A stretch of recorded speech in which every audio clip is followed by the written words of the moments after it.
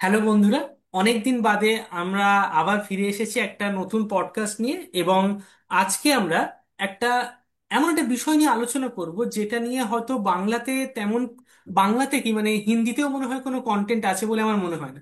টপিকটা হচ্ছে খুবই ইম্পর্টেন্ট। এটা হলো artificial intelligence and the future of civilisation. অর্থাৎ এই যে টেকনোলজিক্যাল রেভলিউশন হচ্ছে, আর্টিফিশিয়াল ইন্টেলিজেন্স আসছে, চ্যাট জিপিটি বলুন বা হচ্ছে সোরা এআই বলুন, ঠিক আছে, বা জেমিনি বা আরো ফিউচারে আরো আসবে অনেক।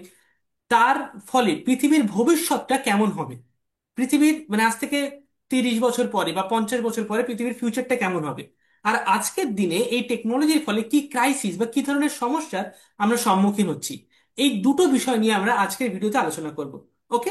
আর আমাদের সাথে আছে নায়েম ভাই, বাংলাদেশ থেকে। তোমরা সবাই হয়তো জানো, ওনার চ্যানেলের নাম হচ্ছে সাইকিটক। যদি না জানো তাহলে অবশ্যই গিয়ে চেক আউট করবে, খুব সুন্দর চ্যানেল।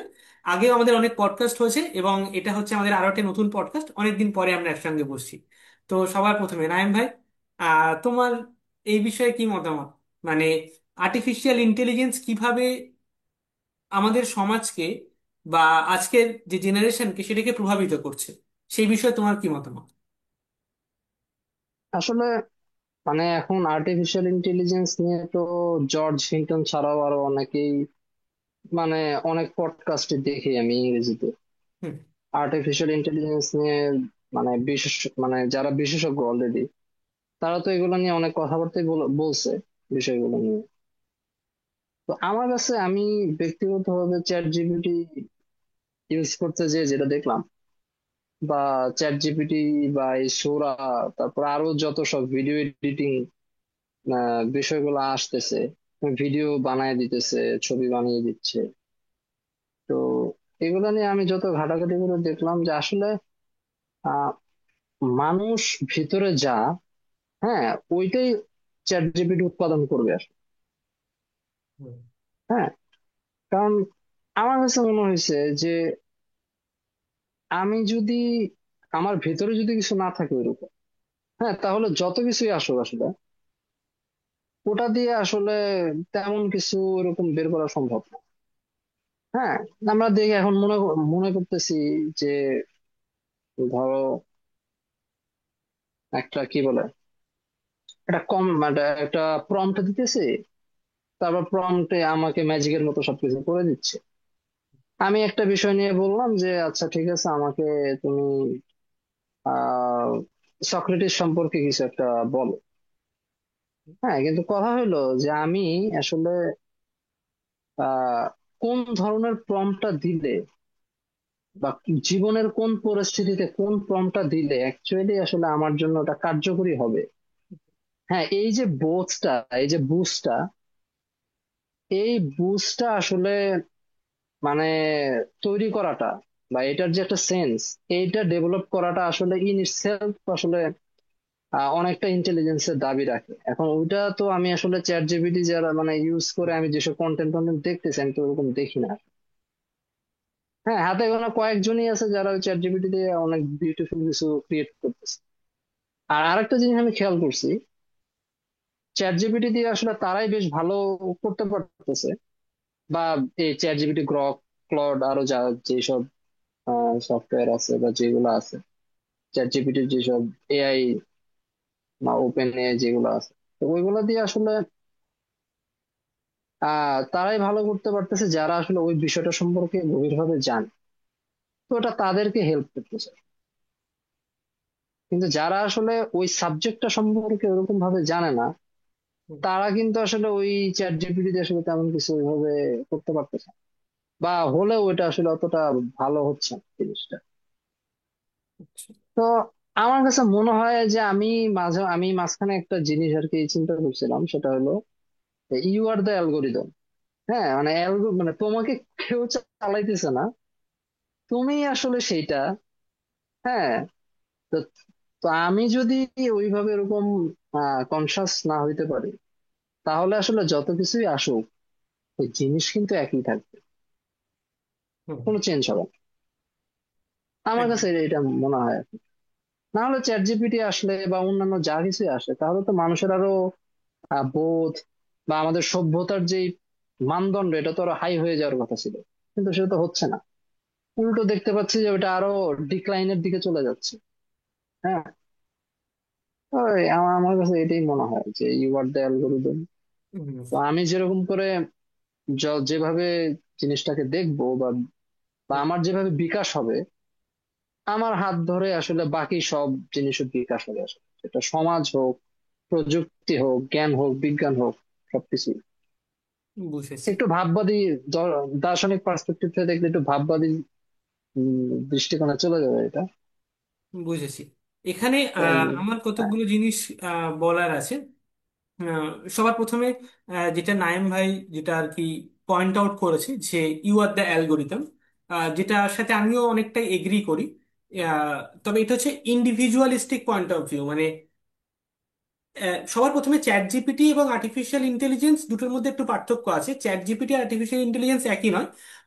আর্টিফিশিয়াল ইন্টেলিজেন্সের একটা ছোট্ট পার্ট হচ্ছে চ্যাট জিপিটি, এবং এটা হচ্ছে হ্যাঁ, হ্যাঁ, এখন জেনারেল, exactly। মানে এখনো এজিআই আসেনি, মানে এটা হচ্ছে মানে খুব বেসিক লেভেলে আছে, একদম বেবি স্টেপে আছে চ্যাট জিপিটি, এবং পরবর্তীকালে আরো অনেক ইমপ্রুভ, মানে আরো অনেক মানে ইভলভ হবে চ্যাট জিপিটির মতো যে সমস্ত আর্টিফিশিয়াল ইন্টেলিজেন্স গুলো আছে। এবং এটা জাস্ট একটা পার্টিকুলার ইউজ আর্টিফিশিয়াল ইন্টেলিজেন্সের, কিন্তু এই যে অনেক রকমের হ্যাঁ, আর্টিফিশিয়াল ইন্টেলিজেন্স আছে। পিকচার থেকে অডিও ক্রিয়েট করা হচ্ছে, অডিও থেকে টেক্সট ক্রিয়েট করা হচ্ছে, টেক্সট থেকে ভিজুয়ালস ক্রিয়েট করা হচ্ছে, ভিজুয়ালস থেকে আবার মানে টেক্সট ক্রিয়েট করা হচ্ছে, তারপর সেগুলোকে মিক্স করা হচ্ছে। যেমন মানুষ পৃথিবীতে অস্তিত্ব নেই সেই মানুষের ছবি, তার অডিও তৈরি করা হচ্ছে, যে জায়গাটার অস্তিত্ব নেই সেটা তৈরি করা হচ্ছে, এবং অরিজিনাল মানুষটাকে হুম, সাবস্টিটিউট করে তার মতো অন্য অডিও ভিডিও ইত্যাদি তৈরি করা হচ্ছে। সো মানে অরিজিনাল ফুটেজের সঙ্গে অরিজিনাল জিনিস যেটা ইন্টারনেটে আছে তার সাথে হচ্ছে যা কিছু ফেক, যা কিছু আর্টিফিশিয়ালি তৈরি করা হচ্ছে, সেগুলো মিক্সড আপ হয়ে যাচ্ছে এবং একটার থেকে আরেকটাকে আলাদা করে বোঝা যাচ্ছে না। এবার এটা ফাইনালি কোথায় গিয়ে পৌঁছাবে, মানে শেষমেশ এটা কোথায় গিয়ে পৌঁছাবে? এখানে তিনটে প্রধান প্রশ্ন আমাদেরকে বুঝতে হবে। সবার প্রথম প্রশ্ন হচ্ছে যে এটা প্রত্যেকটা মানুষের মনে কিরকম প্রভাব ফেলবে। যেমন এই প্রশ্নটার মানেটা কি, যদি আমি আজ থেকে 20 বছর আগের কথা ভাবি, মানে আমাদের জেনারেশন, মানে আমরা, নাইম ভাই, আমরা সবাই জানি, আমার আমার এখনো মনে আছে ছোটবেলায় যখন মোবাইল ফোন ছিল না, সেই সময়ের কথা আমার এখন স্টিল মনে আছে। কিন্তু এখন যারা জন্ম হচ্ছে তারা জন্মের পর থেকেই Instagram, Facebook, chat GPT, Google, মানে তারা ইন্টারনেট দেখছে।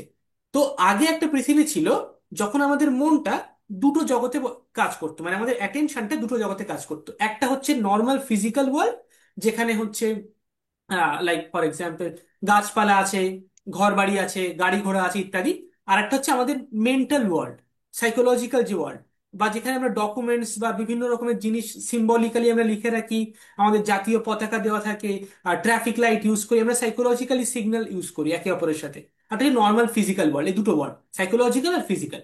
কিন্তু এখন হচ্ছে আরেকটা 3 নম্বর ওয়ার্ল্ড চলে এসেছে, যেটা হচ্ছে ডিজিটাল ওয়ার্ল্ড। আগে আমাদের পুরো হুম, অ্যাটেনশনটা ফিজিক্যাল ওয়ার্ল্ডে থাকতো, সবসময় আমরা দেখছি শুনছি, কিন্তু এখন কি হয়, অ্যাটেনশনটা মানে প্রথম প্রথম যখন ফোন আসে, ইন্টারনেট আসে, তখন আমরা সারা দিনের মধ্যে হয়তো 30 মিনিট বা 20 মিনিট আমরা ফোনে কথা বলছি, মোবাইল ফোনে একটু গেম খেললাম, ব্যাস, তারপর রেখে দিলাম, নর্মাল ফিজিক্যাল ওয়ার্ল্ডে আছি। তারপর আস্তে আস্তে কি হলো, দিনে 20-30 মিনিট না, বরঞ্চ দিনে 1 ঘন্টা 2 ঘন্টা, তারপর কি হলো, সেটা আরো বেড়ে গেল। এবং এরকম করতে করতে এখন দিনে সেটা 50-50 হয়ে গেছে, বা তার থেকেও অনেকের ক্ষেত্রে বেশি। অনেকে তো জব করে, এন্টারটেনমেন্ট করে পুরোটাই ইন্টারনেটে, মানে ফিজিক্যাল ওয়ার্ল্ডে হয়তো সে 2 ঘন্টা 3 ঘন্টা টাইম কাটাচ্ছে, 8-10 ঘন্টা ঘুমাচ্ছে, আর বাকি সময়টা হচ্ছে মানে সে ডিজিটাল ওয়ার্ল্ডের মধ্যে কাটাচ্ছে, আইদার অফিসে কাজ করছে, নাহলে ইউটিউব দেখছে, নাহলে অন্য কাজ করছে। এই যে অ্যাটেনশনটা বারবার স্পিন হচ্ছে, মানে একবার ফিজিক্যাল ওয়ার্ল্ড, একবার ডিজিটাল ওয়ার্ল্ড, একবার ফিজিক্যাল, একবার ডিজিটাল, বারবার শিফট হওয়া, এবং একবার সাইকোলজিক্যাল, যার ফলে একজন মানুষের অ্যাকচুয়াল মানে চেতনার স্তরটা কতটা ভেঙে যেতে পারে, ব্রেক হয়ে যেতে পারে। এবং অ্যাকচুয়াল ফিজিক্যাল ওয়ার্ল্ড থেকে যদি ডিজিটাল ওয়ার্ল্ডে বেশিরভাগ অ্যাটেনশনটা আমরা দিয়ে রাখি, তাহলে আমাদের মনটা কতটা বেশি ওভার এক্সাইটেড, বা মানে অপ্রয়োজনীয়ভাবে অতিরিক্ত উত্তেজনার মধ্যে সবসময় থাকবে, যার ফলে সেই পার্টিকুলার মানুষটার চেতনাটা বিকৃত হয়ে যাবে, পাল্টে যাবে, এবং যেটা আমরা অলরেডি দেখতে পাচ্ছি ইন্টারনেটের জগতে। এটা হচ্ছে প্রথম বিষয়, যে একজন বিশেষ মানুষের উপরে আর্টিফিশিয়াল ইন্টেলিজেন্স কিরকম প্রভাব বিস্তার করতে পারে। আমরা সবাই জীবনে অনেক সময় ভুল সিদ্ধান্ত নিই, যার ফলে আমাদেরকে অনেক কষ্ট পেতে হয়। আমরা যে সময়ের মধ্যে যতটা পরিমাণ কাজ করতে চাই সেটা করে উঠতে পারি না, সেই কাজটা না করতে পারার জন্য আমাদের অনেক বেশি সময় লেগে যায়। অনেক সময় যে উদ্দেশ্যটা বা যে স্বপ্নটার জন্য আমরা কাজ করছি, আমরা অনেক কাজ করার পরেও, অনেক পরিশ্রম করার পরেও সেই উদ্দেশ্যটা সফল হয় না, আমরা ব্যর্থ হয়ে যাই। এবং এমনটা একবার নয়, বরং বারবার হতে থাকে। কেন এরকম হয়? এর পিছনে সবার প্রধান কারণ হচ্ছে আমাদের মাইন্ডসেট। যদি আমরা আমাদের এই মাইন্ডসেটটাকে পরিবর্তন করতে পারি, তাহলে আমরা যে সময়ের মধ্যে যে কাজটা অর্জন করতে চাইছি তার অনেক আগে সেটাকে অর্জন করে ফেলতে পারবো। আমাদের কর্মদক্ষতা অনেক বেড়ে যাবে, আমরা সঠিকভাবে সিদ্ধান্ত নিতে পারবো। শুধু তাই নয়, যে স্বপ্ন বা যে উদ্দেশ্যটার দিকে আমরা এগোচ্ছি এবং যার জন্য আমরা পরিশ্রম করছি, অতি সহজেই আমরা সেটাকে অর্জন করতে পারবো। আমাদেরকে বারবার আর ব্যর্থতার সম্মুখীন হতে হবে না। এই মাইন্ডসেটকে পরিবর্তন করার জন্য আমরা আমাদের ইউটোপিয়া বাংলা ইউটিউব চ্যানেল থেকে একটা নতুন কোর্স লঞ্চ করেছি, যার নাম হচ্ছে অ্যাডভান্সড মাইন্ডসেট। এই অ্যাডভান্সড মাইন্ডসেট কোর্সের মধ্যে টোটাল 50টারও বেশি মাইন্ডসেট দেওয়া হয়েছে। প্রথম ক্লাস বা প্রথম চ্যাপ্টারের মধ্যে আমরা আলোচনা করেছি কিভাবে আমাদের মধ্যে থাকা কোনো একটা ভুল মাইন্ডসেট বা নেগেটিভ মাইন্ডসেট, যেটাকে আমরা পরিবর্তন করতে পারি না, সেটাকে কিভাবে আমরা 6টা স্টেপের মধ্যে দিয়ে পরিবর্তন করতে পারবো। এবং দ্বিতীয়, তৃতীয় এবং চতুর্থ চ্যাপ্টারের মধ্যে আমরা আলোচনা করেছি যে আলাদা আলাদা 50টা মাইন্ডসেট সম্পর্কে। 50টা মাইন্ডসেটের একটা চেক লিস্ট দেওয়া হয়েছে। কমন সেন্সিক্যাল মাইন্ডসেট, তারপরে ভ্যালুয়েবল মাইন্ডসেট 17টা, কমন সেন্সিক্যাল মাইন্ডসেট 33টা, এবং সবার শেষে হচ্ছে অ্যাডভান্সড মাইন্ডসেট দেওয়া হয়েছে 7টা। এবং তারপরে চ্যাপ্টার 5 আমরা আলোচনা করেছি কিভাবে আমরা একটা উদ্দেশ্যপূর্ণ জীবনযাপন করতে পারি সেটা নিয়ে। তো এটা নিয়েই হচ্ছে আমাদের এই কোর্সটা, অ্যাডভান্সড মাইন্ডসেট। অনেকেই বাংলাদেশ থেকে অনেক অডিয়েন্স, অনেক দর্শক অলরেডি জয়েন করেছে, ইন্ডিয়া থেকে অনেক দর্শক আমাদের জয়েন করেছে, এবং বাংলাদেশ থেকে অনেকের পে করতে একটা অসুবিধা হচ্ছিল, সেটাকেও সমাধান করা হয়েছে। এবং অনেকে লাস্টের 3টে ক্লাস পায়নি, সেই ক্লাসগুলো তাদেরকে প্রোভাইড করা হয়েছে, এবং প্রত্যেকের ফিডব্যাক খুবই ভালো। সবার যারা অলরেডি জয়েন করছে তাদের প্রত্যেকের কোর্সটা খুব ভালো লেগেছে। যদি তোমরা জয়েন করে না থাকো, তাহলে অনেক তাড়াতাড়ি এই কোর্সের সঙ্গে যুক্ত হয়ে যাও। এটার জন্য কোনো রকম নির্দিষ্ট চার্জ নেই, কোর্সটার কোনো নির্দিষ্ট ফিস নেই। তোমরা যে কোনো পরিমাণ টাকা ডোনেট করে আমাদের এই কোর্সে যুক্ত হতে পারো, সেটা তোমাদের সুবিধা এবং স্বাচ্ছন্দ্য অনুযায়ী। তোমরা যদি চাও তাহলে আমাদেরকে বেশি টাকা ডোনেট করতে পারো, চাইলে কম টাকা ডোনেট করতে পারো। এটার কোনো বাধ্যবাধকতা নেই। তোমরা ডোনেশনের মাধ্যমে নিচে স্ক্রিনে দেওয়া ফোন নাম্বারে তোমরা এই কোর্সে ফোন নাম্বারে মেসেজ করে, মানে হোয়াটসঅ্যাপ করে আমাদের এই কোর্সের সঙ্গে যুক্ত হতে পারো। এবারে আমরা ফিরে আসবো আমাদের আজকের টপিক, আর্টিফিশিয়াল ইন্টেলিজেন্স এবং ফিউচার অফ সিভিলাইজেশনের উপরে। দ্বিতীয় যে প্রশ্ন বা দ্বিতীয় যে বিষয়টা আমাদেরকে বুঝতে হবে, সেটা হচ্ছে how it can effect culturally, politically and globally. মানে দ্বিতীয় বিষয় যেটা, সেটা হচ্ছে যে এই ইন্টেলিজেন্স আসার পর, আর্টিফিশিয়াল ইন্টেলিজেন্স আসার পর পুরো ওয়ার্ল্ডে যে ছবিটা আমরা দেখি, ব্যাংকিং সিস্টেম বা হচ্ছে মানে এখন আমরা টাকা পয়সা অ্যাকচুয়ালি ট্রানজাকশন করি না, ইন্টারনেটে কতগুলো মানে জিপেতে বা পেটিএম এ বা হচ্ছে বিকাশে কতগুলো ডিজিট বা কতগুলো নাম্বারের দ্বারা সেটা রিপ্রেজেন্ট হয়। আমি তোমাকে টাকা পাঠিয়ে দিলাম, তুমি আমাকে পাঠিয়ে দিলে, ইত্যাদি ইত্যাদি। ওকে। তো হুম। এটা এটা ব্যাংকিং সিস্টেম। এরপর এডুকেশন সিস্টেমে এখন সবাই চ্যাট জিপিটি থেকে শিখছে। তো পলিটিক্যাল, ইকোনমিক, সোশ্যাল, কালচারাল লেভেলে মানে আমাদের সমাজের যে স্ট্রাকচার, তার উপরে আর্টিফিশিয়াল ইন্টেলিজেন্সের একটা প্রভাব তৈরি হচ্ছে। সেই স্ট্রাকচার, সেই যে ইনস্টিটিউশন, সেগুলোও হচ্ছে আর্টিফিশিয়াল ইন্টেলিজেন্স ব্যবহার করা শুরু করছে। এরপরে এমন একটা সময় আসবে যখন তুমি ব্যাংকে লোন নিতে যাবে, এবং তখন তোমাকে কোনো একজন সাধারণ মানুষ সিদ্ধান্ত নেবে না, বরং আর্টিফিশিয়াল ইন্টেলিজেন্স ডিসিশন নেবে যে এই মানুষটার জন্ম থেকে সমস্ত ডেটা আমাদের কম্পিউটারে আছে, আমরা চেক করে দেখেছি, আর্টিফিশিয়াল ইন্টেলিজেন্স বলে দিচ্ছে যে একে লোন দেওয়া যাবে না বা জব দেওয়া যাবে না, চাকরি দেওয়া যাবে না। ঠিক আছে, কেন দেওয়া যাবে না আমরা জানি না, আর্টিফিশিয়াল ইন্টেলিজেন্স এটা বলে দিচ্ছে, এটাই decision, we can't do anything, automatic. তো সোশ্যাল স্ট্রাকচারের উপরে কি প্রভাব পড়বে এবং তারপরে পৃথিবীটা কেমন হবে, সেই সমাজটা কেমন হবে যখন আর্টিফিশিয়াল ইন্টেলিজেন্স আর সোশ্যাল স্ট্রাকচার দুটো আলাদা করে ডিফাইন করা যাবে না। এখনো পর্যন্ত আমরা বুঝতে পারছি যে আর্টিফিশিয়াল ইন্টেলিজেন্স সোসাইটিতে প্রভাব বিস্তার করছে, কিন্তু পরে একটা সময় আসবে যখন আর্টিফিশিয়াল ইন্টেলিজেন্স আর সোসাইটি মিলেমিশে একটা স্ট্রাকচার হয়ে যাবে, তখন দুটোকে একটার থেকে একটা আলাদা করা যাবে না। সেই সময়টা কেমন হবে, তখন পৃথিবীটা বা সোসাইটিটা কেমন হবে? এটা হচ্ছে 2 নম্বর প্রশ্ন। এবং 3 নম্বর প্রশ্ন, সেই সময়ে কালচারাল কনসাসনেসটা কেমন হবে?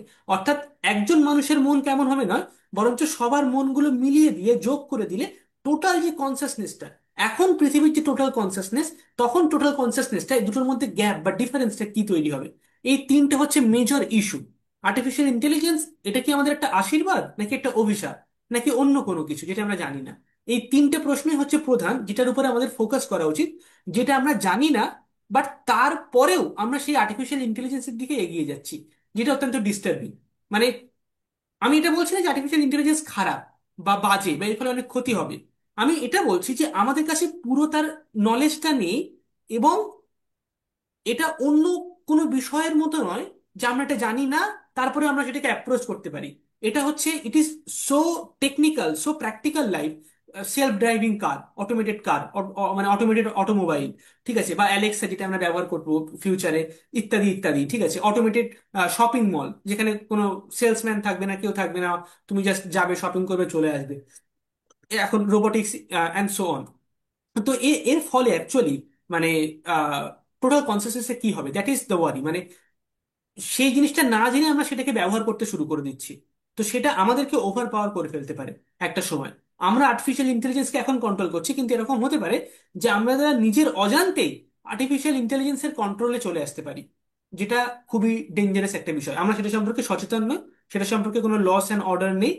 মোস্ট প্রবাবলি অস্ট্রেলিয়াতে অলরেডি একটা নিয়ম করে দিয়েছে যে 18 বছরের নিচে ছেলে মেয়েরা ইনস্টাগ্রাম, ফেসবুক এই সমস্ত অ্যাকাউন্ট তৈরি করতে পারবে না, বা সোশ্যাল মিডিয়া অ্যাপ ইউজ করতে পারবে না, ইত্যাদি ইত্যাদি। মোস্ট প্রবাবলি অস্ট্রেলিয়া, আমার এক্স্যাক্টলি মনে পড়ছে না তো। কোন একটা কান্ট্রি হ্যাঁ, করবে। অস্ট্রেলিয়াতে। অস্ট্রেলিয়াতে না, হ্যাঁ, আগের বছর। অস্ট্রেলিয়া হ্যাঁ, অস্ট্রেলিয়াতে। যেটা যেটা আমার I I agree, totally agree with you, মানে এগ্রি এই পয়েন্টের সাথে। এটা প্রত্যেকটা কান্ট্রির করা উচিত, ঠিক আছে, কারণ আমাদের কনসিয়াসনেস থেকে পুরোটা বিকৃত করে দেয় ইন্ডিভিজুয়াল লেভেলে, এবং সোশ্যাল স্ট্রাকচারাল হ্যাঁ, লেভেলে আরো বড় এটার প্রবলেম। হ্যাঁ, এটা তো এটার সাথে আরেকটা জিনিস অ্যাড করা যায়, সেটা হলো যে মানুষ আসলে অনেক ডিসেন্সিটাইজ হয়ে যাচ্ছে।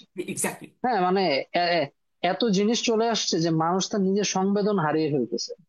হুম।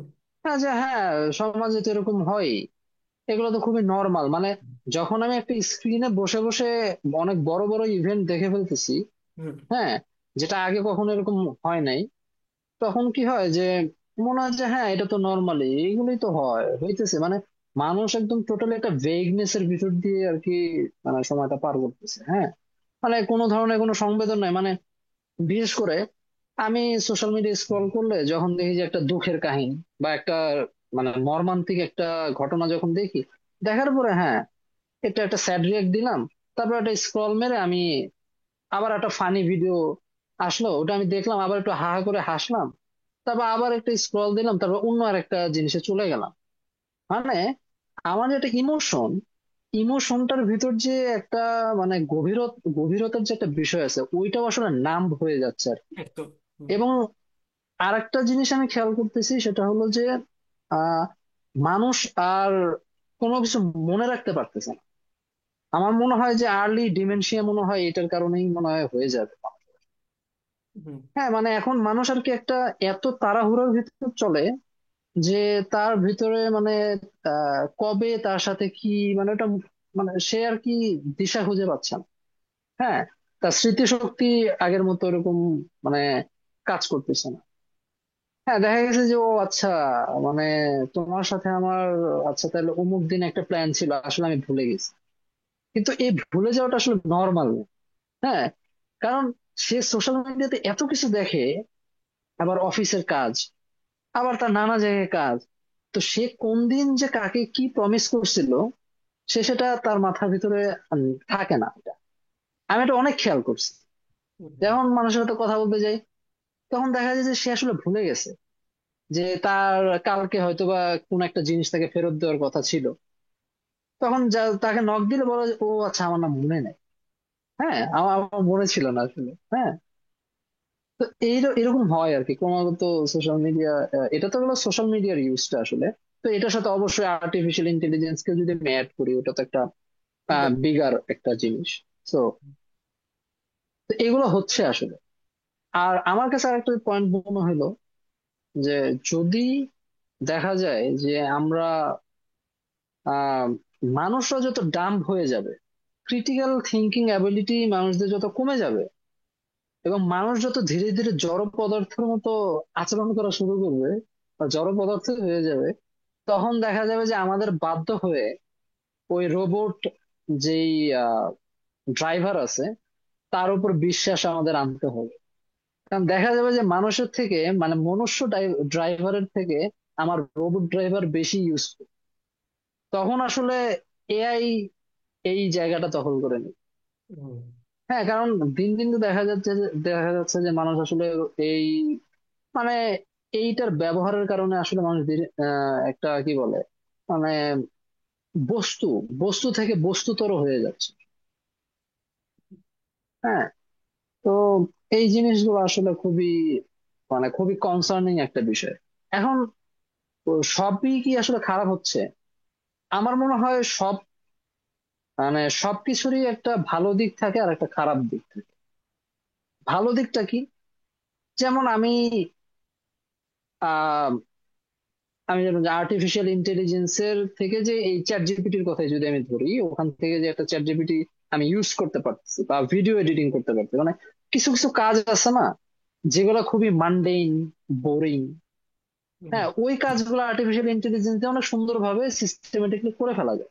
কারণ ওগুলো খুবই মানে ক্যালকুলেটিভ, একদম মাপ যোগ করা জিনিস। হ্যাঁ। তো ওগুলা করে ফেলা যায়, ওগুলো কোনো সমস্যা না। কিন্তু প্রবলেম হয়, আমার স্টিল নাও প্রবলেম হয় হলো ক্রিয়েটিভ কাজগুলো করতে।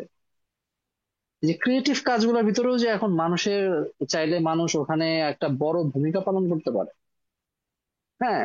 ওই দিকটা আমার মনে হয় আর্টিফিশিয়াল ইন্টেলিজেন্স আমাদেরকে হেল্প করতে পারে। হ্যাঁ, ওই দিকটা আমরা কাজে লাগাতেই পারি। চিকিৎসা ক্ষেত্রে ভালো ব্যবহার হইতে পারে। হ্যাঁ, সবকিছুর আসলে ভালো দিক দিয়ে যদি আমি ব্যবহার করতে সেটা করা যায়। কিন্তু মেজরিটি অফ পিপল, তারা কি আসলে ওইটার জন্য মানে প্রস্তুত কিনা, এটাও আসলে আমার মনে হয় ভেবে দেখা দরকার। কারণ মেজরিটি অফ পিপল তো ওটা করছে না। তাহলে কি আর্টিফিশিয়াল ইন্টেলিজেন্স কি কিছু সংখ্যক মানুষের কাছে কুক্ষিগত করে রাখাটা সমীচীন হবে, নাকি এরকম ঢালাও ভাবে করে দেওয়া হবে? কারণ ঢালাও ভাবে করে দিলে তো আসলে এটা খুব একটা ভালো সলিউশনের দিকে নিয়ে যাচ্ছে না আমাদের। এখানে তোমার কি মনে হয়? আমার এখানে দুটো তিনটে পয়েন্ট, মানে যেটা আমি অবজার্ভ করেছি, খেয়াল করছি, যেটা তুমি একটু আগে মেনশন করেছো অলরেডি, সেটা হচ্ছে নাম হয়ে যাওয়া আমাদের ইমোশনটা। এটাকে যদি আমরা আরেকটু মানে খেয়াল করি, তাহলে আমরা দেখতে পাবো যে স্পিড আর অ্যাভেলেবিলিটি, এই দুটো জিনিসের সাথে ডেপথ আর অরিজিনালিটি, এই দুটো জিনিসের, মানে এই দুটো জিনিসের সাথে এই দুটো জিনিসের যে সম্পর্কটা, সেটা সেটার মধ্যে একটা র্যাডিক্যাল চেঞ্জ আমরা দেখতে পাচ্ছি। মানে আগে কি হতো, যদি হুম। আমার একটা তথ্য আপনার কাছে বা তোমার কাছে মানে পাঠানোর দরকার হতো, তাহলে সেটা একটা সময় লাগতো। মানে একদম প্রাচীনকালে কি হতো, একটা রাজার থেকে মানে অন্য রাজার কাছে যদি কোনো একটা তথ্য যাবে, যেতে দেখা গেল হয়তো মানে 6 মাস টাইম লেগে যাচ্ছে এরকম। বা পাখিরা হচ্ছে হুম। চিঠি নিয়ে যেত, পাখির পায়ে বেঁধে দেওয়া হতো, ট্রেনিং হুম। দেওয়া থাকতো পাখিদের। ঠিক আছে, এবার ঘোড়ায় করে যুদ্ধে জিতে গেছে, সেই যুদ্ধে জিতে যাওয়ার খবরটা রাজার কাছে পৌঁছাচ্ছে 4 মাস 5 মাস পরে গিয়ে, মানে এতটা দূরে আছে। হুম। তো একটা ইনফরমেশন, সেটা সেটা মানে তার যে স্পিডটা, একটা জায়গা থেকে একটা জায়গাতে পৌঁছানোর যে গতিবেগটা, সেটা কম হওয়ার কারণে আমাদের কাছে ইনফরমেশনের পরিমাণটা কম আসতো। একজনের থেকে আরেকজনের কাছে হুম। ইনফরমেশনটা যাচ্ছে আস্তে আস্তে, যার ফলে সবার কাছে ইনফরমেশনের পরিমাণটা কম আছে। এবং এই আস্তে আস্তে যাচ্ছে, যার ফলে কোনো ইনফরমেশন বা তথ্য পেলে সেটার প্রতি একটা অ্যাটেনশন দিতাম আমরা। আমরা সেটাকে ভালো করে হুম। এক্সপেরিয়েন্স করতাম, আমরা সেটাকে মন দিয়ে সেটাকে বোঝার চেষ্টা করতাম। কিন্তু এখন কি হয়েছে, everything is under our finger tip, মানে সবকিছু আমাদের আঙুলের নিচে চলে এসেছে। মানে আমি এক্ষুনি একটা গুগলে সার্চ করলাম, তারপর একটা কিছু দেখলাম, ক্লিক করলাম করে আমি ফেসবুকে চলে গেলাম, ফেসবুকে কতগুলো স্ক্রল করলাম করে সেখান থেকে ক্লিক করলাম করে আমি অ্যামাজনে চলে আসলাম, অ্যামাজনে আবার ক্লিক করে একটা অ্যাড দেখে সেখান থেকে আমি চলে গেলাম ইউটিউবে। ইউটিউবে মানে পুরো একটা ওয়ার্ল্ড, একটা পুরো জগৎ, যার মধ্যে অসংখ্য জিনিস আছে, অসংখ্য জিনিস। ঠিক আছে, ভালো খারাপ ঠিক ভুল কনফিউজিং প্রোপাগান্ডা থেকে শুরু করে, ইনফরমেশন থেকে শুরু করে, নলেজ থেকে শুরু করে, প্রত্যেকটা জিনিস আমাদের আঙুলের যে ক্ষমতা তার নিচে চলে এসেছে। এই যে একটা পাওয়ার, একটা যে ক্ষমতা, যে আমার কাছে সমস্ত কিছুর অ্যাভেলেবিলিটি আছে, এই জিনিসটার এক্সট্রিম অ্যাভেলেবিলিটি আর খুব স্পিডে, খুব তাড়াতাড়ি, একদম ইনস্টান্টিনিয়াসলি, তাৎক্ষণিকভাবে আমরা পেয়ে যাচ্ছি, খুব খুব তাড়াতাড়ি আমরা পেয়ে যাচ্ছি, যার ফলে কোনো জিনিসকে আমরা প্রকৃত মূল্যটা দিচ্ছি না, আমরা বুঝতে পারছি না যে এই তথ্যটার গুরুত্ব কতটা বেশি, বা আদেও কি আমার কাছে এটার কোনো গুরুত্ব আছে। তো একদিকে কি হচ্ছে, মানে আমাদের এক্সপেরিয়েন্সের বা আমাদের অ্যাটেনশনের যে অরিজিনালিটি তথ্যের প্রতি, সেটা কমে গেছে। কারণ তথ্য তো অনেক হুম। বিকৃত তথ্য তৈরি হচ্ছে, অনেক প্রডিউস হচ্ছে অনেক, মানে ফেক নিউজ থেকে শুরু করে, মানে অপ্রয়োজনীয় জিনিস থেকে শুরু করে, মানে এখন তো কেউ মানে 3টে বই পড়ে নিলে নিজেকে এক্সপার্ট মনে করে সবকিছুতে। আমি 3বার গীতা পড়ে নিয়েছি, তো আমি এখন স্পিরিচুয়ালিটি সবকিছু বুঝে গেছি। ঠিক আছে, মানে এরকম তো হয় না, এতটা হুম। সহজ হুম। নয় তো হুম। জিনিসগুলো। ঠিক আছে, সবাই সবাই ইউটিউবে হুম। বিভিন্ন বিষয় নিয়ে জ্ঞান দিতে শুরু করে দিয়েছে। ওকে, মানে নিজের থেকে প্রিপারেশন হ্যাঁ। না নিয়ে মানে সবাই এক্সপার্ট এখন। সবাই একে অপরকে মানে মতামত দেয়। ভেতরটা, মানে এই জ্ঞানগুলো ওইভাবে আসার জন্য, মানে জ্ঞানগুলোর যে মানে একদম ফুললি এক্সপিরিয়েন্সড হওয়ার জন্য যেই মানে মেহনতটা করতে হয়, হুম। ওটা আর হচ্ছে না। মানে একদম ইন্টারনালাইজ যে হইতে হয়, না না ওই জিনিসটা হচ্ছে না। না, মানে আমি ওটা উপরে উপরে একটা মানে চ্যাট জিপিটি দিয়ে আমি দেখলাম যে আচ্ছা আমাকে বুদ্ধ সম্পর্কে বলো, আমাকে আহ আহ, বা এই ঋষি, তারপরে আরো যারা যারা আছে, এই মুনি ঋষিদের সম্পর্কে আমাকে বলো। আচ্ছা ঠিক আছে, সে একটা তথ্য দিয়ে দিবে। হ্যাঁ, আমি খুব জেনে গেলাম।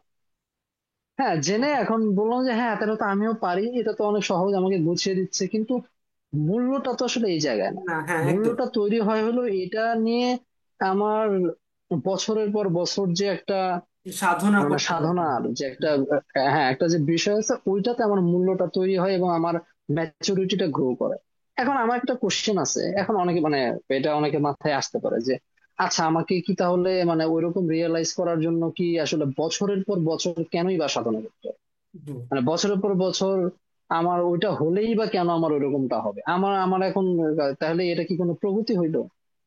হ্যাঁ, মানে প্রযুক্তির যুগ, এখন তো যেটা করতে 7 বছর লাগবে সেটা এখন 7 মিনিটে হয়ে যাওয়ার কথা।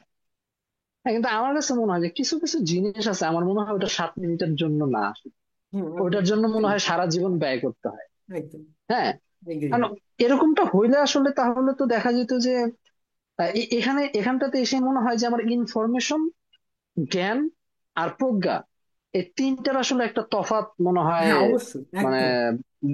বোঝা যায়। হুম। হ্যাঁ, ইনফরমেশন মানে কি যে আচ্ছা ঠিক আছে ইনফরমেশন, হ্যাঁ আসছে, ওকে ফাইন।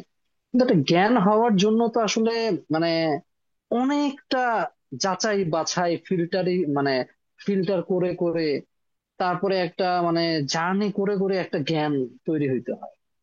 হ্যাঁ, ওটার পিছনে আসলে অনেক মেহনত লাগে। হ্যাঁ, একদম। তো তারপরে আসলে প্রজ্ঞা, প্রজ্ঞাটা মানে ওই ওই যে জ্ঞানটা, ওইটা আমার নিজের বাস্তব জীবনে আসলে আমি ওটা ঢেলে ফেলছি।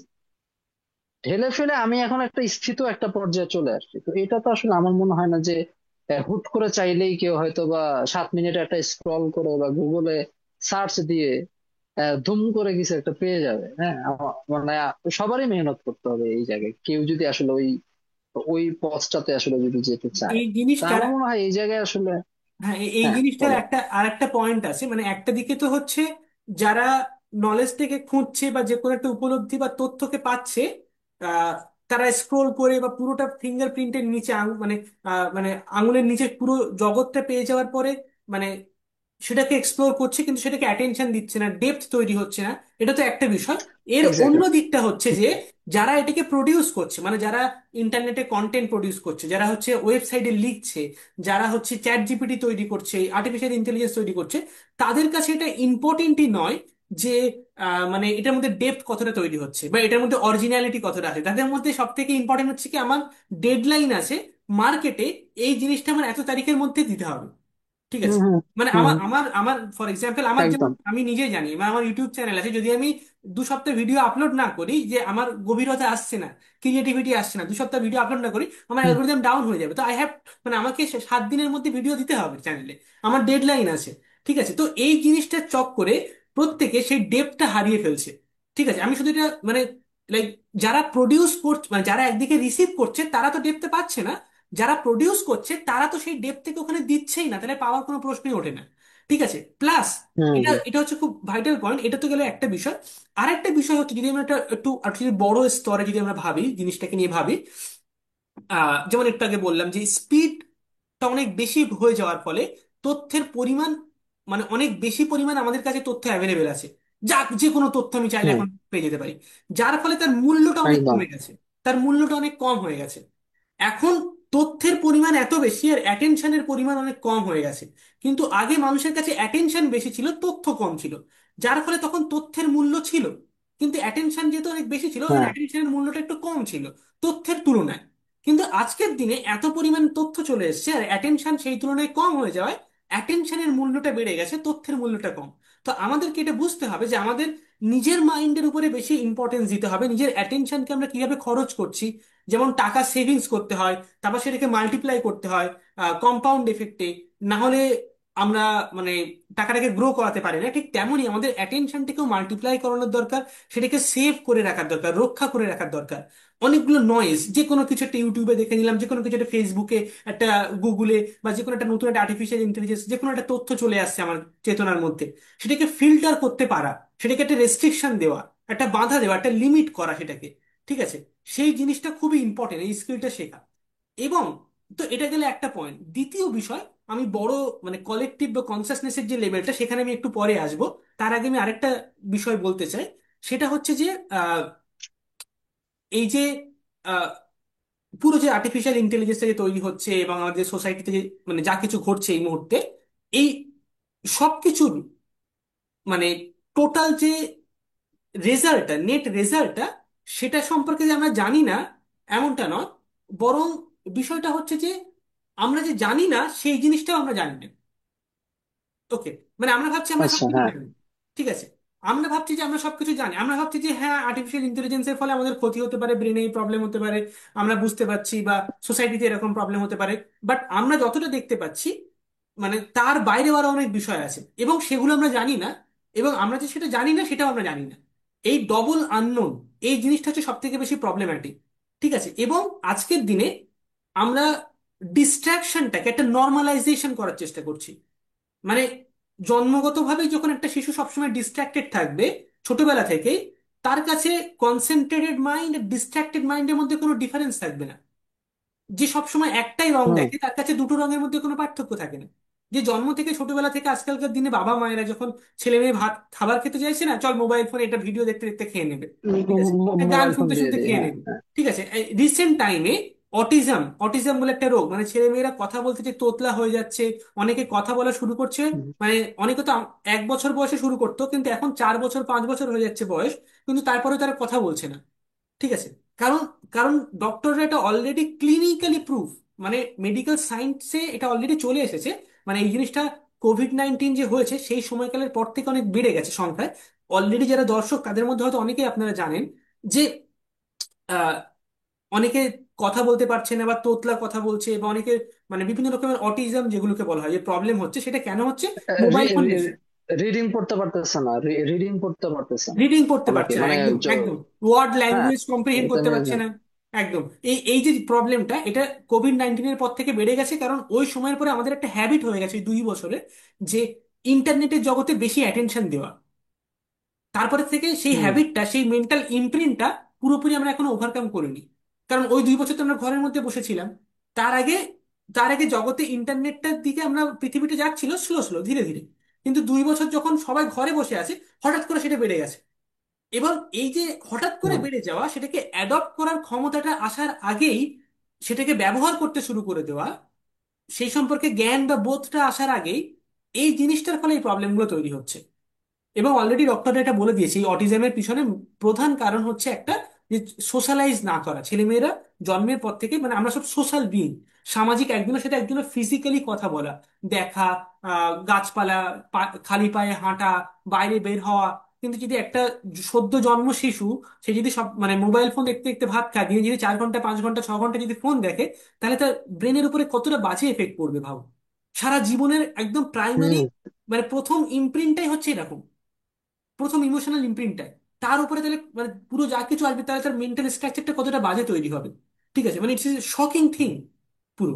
তো যে বিষয়ে আমাদের সচেতন থাকা উচিত, এবং আমাদের এটা বোঝা উচিত যে ওই মানে আমরা কোথায় আমাদের যে মনে হয় না ফ্রিডম, যে আমার মনে হয় যে আমি স্বাধীন, আমার কাছে মোবাইল ফোন আছে, আমি চাইলে এটা ব্যবহার করতে পারি, চাইলে আমি এটা ব্যবহার না করতে পারি, আমার কাছে স্বাধীনতা আছে, আমি ইউটিউব চাইলে ব্যবহার করতে পারি না করতে পারি, চাইলে ফেসবুক ব্যবহার করবো, চাইলে 1 ঘন্টা চাইলে 2 ঘন্টা, আহ, মানে আমার ইচ্ছা, আমি এখানে ক্লিক করবো নাকি পরেরটায় ক্লিক করবো, আমি স্ক্রোল করতে করতে এখানে থামবো না পরে গিয়ে থামবো, সেটা আমার ইচ্ছাতে হচ্ছে। আমাদের এরকম মনে হয় যে আমাদের স্বাধীনতা আছে, কিন্তু আদতে আমাদের স্বাধীনতা নেই, ঠিক আছে।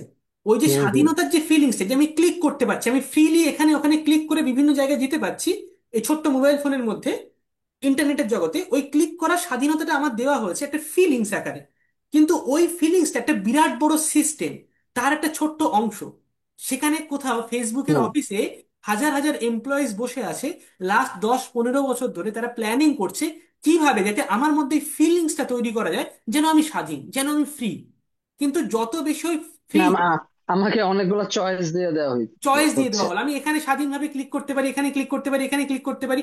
একবার যে আমি ওই মানে ওই জিনিসটার মধ্যে ঢুকে গেলাম, ওই স্ফিয়ারটা, ওই ওয়েবটা, স্পাইডার ম্যান মানে মাকড়সার জাল যেমন হয় না, ওর মধ্যে যে আমি একবার পড়ে গেলাম, আমার মনে হচ্ছে আমি স্বাধীন, কিন্তু আদতে আমি স্বাধীন নই, আমি ওখানে আটকে গেছি।